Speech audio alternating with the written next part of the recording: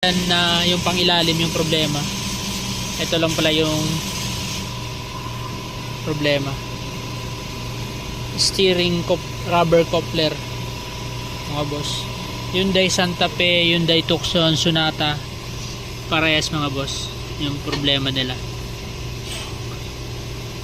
Nakapagpalit na din kami nito sa Subaru, tapos sa Toyota Alphard. Parehas lang siya. Parehas lang ba, Joey, yung bago niyang dala? Ayan, no? Parehas mga boss, oh.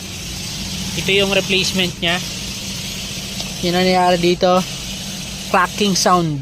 Clack, clack, clack, clack. Gumaganon. Pag konting galaw lang ng steering wheel. So, durog na yung steering rubber coupler niya. Kaya maingay. Kaya sabi nung owner, parang kakalas daw yung manubela niya. Ang laki daw ng clearance.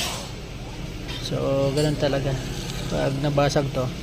May nabibili naman ng ganito. Saan yung plastic nito? May part number ba doon? Tingnan mo nga to. Ito yung nabibili lang to. Mura lang to mga boss. Wala pa yatong 500 to. Medyo mahirap lang yung ito yung ano niya, yung flexible coupling yung tawag. Ito yung part number niya. Replacement nga lang to. So, yan.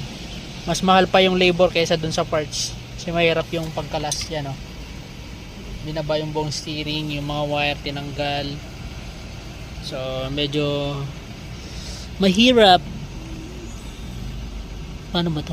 May nakaano pa? May guide ba dito? Ay, ganyan lang pala, Joey, oh. Ganyan lang paglagay mga boss, oh. Kasi naka-guide siya dito.